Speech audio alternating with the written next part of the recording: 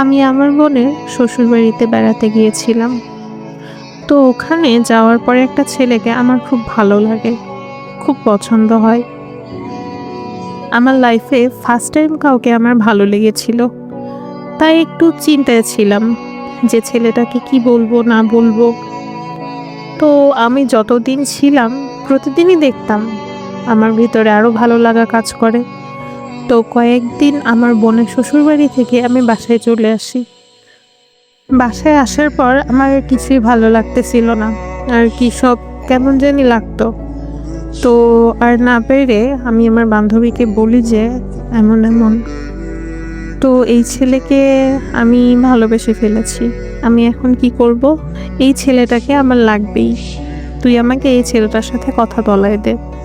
তারপর আমি আর আমার বান্ধবী আমার বোনের বাসায় যাই, আমার বান্ধবীকে দেখাই ওই ছেলেটা। তারপর আমার বান্ধবী অনেক কষ্ট করে ছেলেটার সাথে কথা বলে, সব কিছু বলে। তারপর ছেলেটা রাজি হয় আমার সাথে কথা বলার জন্য, আমাকে ফেসবুক আইডি দিছিল, ওখানে কথা হয়। আসসালামু আলাইকুম। ওয়ালাইকুম আসসালাম। কেমন আছেন? আলহামদুলিল্লাহ ভালো, কিন্তু আপনি কে? আপনি না আমাকে আইডি দিলেন?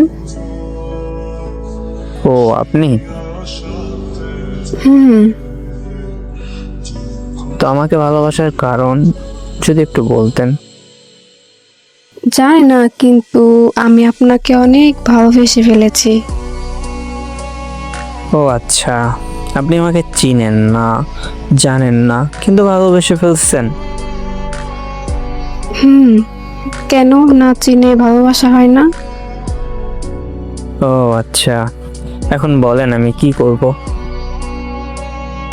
আপনি কি আমার সাথে রিলেশনে যাবেন? কিন্তু আমি তো আপনাকে ভালো করে চিনিও না। চিনেন না, চিনবেন। আচ্ছা, তাহলে আমরা আগে ভালো করে পরিচিত হয়ে নেই।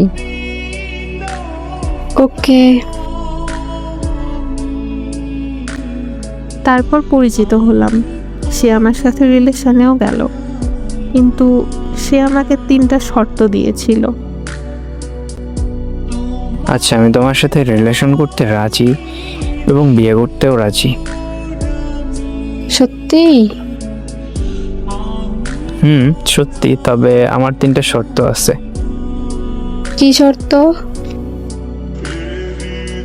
3 বছরের আগে আমি বিয়ে করতে পারবো না, কারণ আমি বেকার। দ্বিতীয় শর্ত হলো তুমি আমাকে কখনো বিয়ের জন্য চাপ দিতে পারবে না। এবং তৃতীয়টা হলো তোমার ফ্যামিলি যদি কখনো তোমাকে বিয়ের জন্য চাপ দেয়, তখন তুমি তাদেরকে আমার কথা বলবা এবং বলবা তুমি আমাকে ছাড়া বাঁচবে না এবং আমার জন্য অপেক্ষা করবে। আচ্ছা ঠিক আছে, সমস্যা নেই। সমস্যা না থাকলে রিলেশনে আমি রাজি। ওকে। তারপর আমি প্রপোজ করি, সেও অ্যাকসেপ্ট করে নেয়। এভাবেই 2 মাস চলে যায়। হঠাৎ একদিন আমার মা বলতেছে, তুই কি কারোর সাথে কথা বলিস? আমি বলছি না, এই সেই বলে কাটিয়ে দেই। আর একটা বিষয় কি, আমি যেই মাদ্রাসায় পড়াশোনা করতাম তার পাশেই তার কলেজ ছিল, তো তার সাথে আমার প্রতিদিনই দেখা হয়। এর জন্য আমরা কখনো দেখা করতে চাইতো না, কিন্তু একদিন ওই বলেন। আসো আমরা দেখা করি। না, আমার ভয় লাগে। কিসের ভয়? যদি কেউ জেনে যায়? কেউ জানবে না। না না, আমার ভয় লাগে। কিচ্ছু হবে না। আমি আগে কখনো রিলেশন করি নাই, আমার ও তো নাই, তাই আমি বেশি গুরুত্ব দিই নাই। তারপর ছেলেটা আমার বান্ধবীকে বলে রাজি করায়। তারপর আমার বান্ধবী আমাকে অনেক কিছু বলে রাজি করায়। তারপর আমি আর আমার বান্ধবী মাদ্রাসা পালিয়ে দেখা করি। আসসালামু আলাইকুম। ওয়ালাইকুম আসসালাম। কেমন আছেন? ভালো ছিলাম না, তোমাকে দেখার পর এখন ভালো লাগতেছে। তাই? হ্যাঁ, তুমি কেমন আছো? আলহামদুলিল্লাহ। শরম পাচ্ছ? অনেকটাই। কেন শরম পাও? জানি না। আমি তোমার ফিউচার হাজবেন্ড।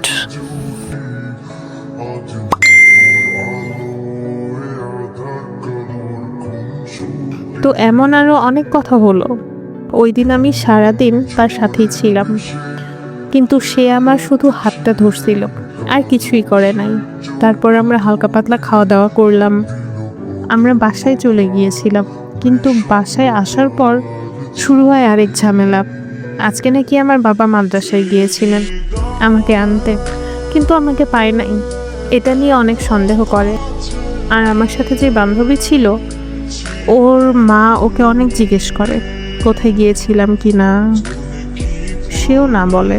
তারপর কিন্তু আরেকটা ঝামেলা হয়। আমার বান্ধবী ফাইজলামি করে আমাদের পিক তুলেছিল। ওই পিক ও আর কাটে নাই, ওইটা ওর মা দেখে নাই। তারপর আমার মার কাছে বলে। আমার মা তো আর এই ছেলেকে চিনে না। তারপর আমার বোনকে সব কিছু বলে। তারপর ওই দেখে ওই ছেলেকে চেনে ফেলে। তারপর আমার দুলাভাইকে জানায়। আমার দুলাভাই ওই ছেলেকে বাসায় গিয়ে অনেক ঝগড়া ঝামেলা করে আসে। ওই ছেলেকে বলে যে তুমি কি আমার শালিকে বিয়ে করবে, কিন্তু ছেলেটা সবার সামনে বলে দেয় যে আমি এত আগে বিয়ে করব না, কারণ আমি বেকার, আরও অনেক কিছু। তো এত কিছু হওয়ার পর আমার মা আমার কাছ থেকে আমার ফোন নিয়ে নেয়। আমিও আর ওই ছেলের সাথে যোগাযোগ করতে পারি না, কিন্তু আমি ওই ছেলেটাকে অনেক ভালোবাসতাম। তাই আমি আমার বান্ধবীর ফোন দিয়ে ছেলেটার সাথে যোগাযোগের চেষ্টা করি, অনেক কান্নাকাটি করি। কিন্তু ছেলেটা একই কথা বলে যে আমি এত আগে বিয়ে করব না, আমি এখনও বেকার, আমার লাইফের এখনও কিছুই হয় নাই।